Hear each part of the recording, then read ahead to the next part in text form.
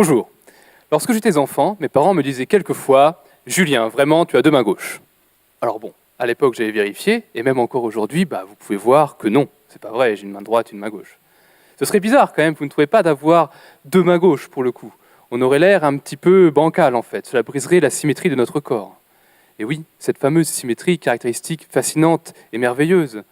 Cependant, il existe une notion encore plus intrigante, la notion d'asymétrie. Prenons nos mains par exemple, on voit que si on les superpose comme ceci, ça ne marche pas parce qu'il s'agit d'objets asymétriques. Alors cette asymétrie elle a des applications dans la vie courante. Par exemple, regardez les joueurs de tennis qui sont séparés en deux catégories, les gauchers et les droitiers. Et bien que chaque joueur fasse des coups droits et des revers, suivant la main qui tient la raquette, l'orientation du corps sera différente. Le plus surprenant dans tout ça, c'est que ce concept d'asymétrie peut être exporté aux molécules. Ainsi, chaque molécule asymétrique existe sous deux formes. Si les molécules pouvaient jouer au tennis, alors il y aurait des molécules gauchères comme Nadal et des molécules droitières comme Federer. Les deux, bien sûr, engagés dans des dantesques matchs moléculaires. Ce qu'il faut bien comprendre, c'est que ces deux formes d'une même molécule asymétrique sont quasiment identiques. Elles diffèrent uniquement par leur orientation dans l'espace.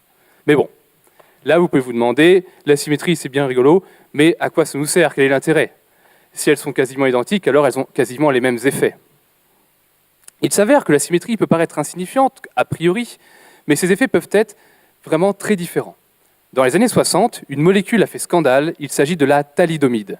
Cette molécule asymétrique possédait une forme qui avait des effets antinauséeux et donc facilement prescrits pour les femmes enceintes, tandis que l'autre forme provoquait des malformations congénitales.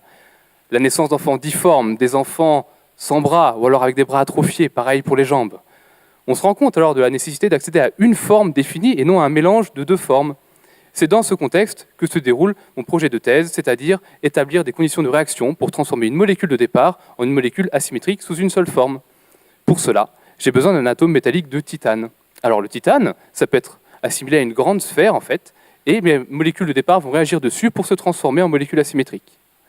Le problème dans tout ça, c'est qu'une sphère, c'est totalement symétrique. Il faut donc parvenir à modifier l'environnement du titane pour le rendre asymétrique, afin qu'il puisse à son tour transmettre cette asymétrie à la molécule. La solution consiste à greffer des molécules qu'on dénomme ligands sur le titane, de manière à contraindre son environnement et ainsi à ne le laisser réagir qu'avec les espaces dégagés. À terme, une méthodologie comme la nôtre pourrait permettre d'accéder à de nouvelles structures chimiques inédites. Imaginez alors que l'on découvre la molécule miracle, celle qui permet de soigner les cancers, celle qui permet de soigner le paludisme, ou alors notre irrésistible envie de chocolat. Merci beaucoup.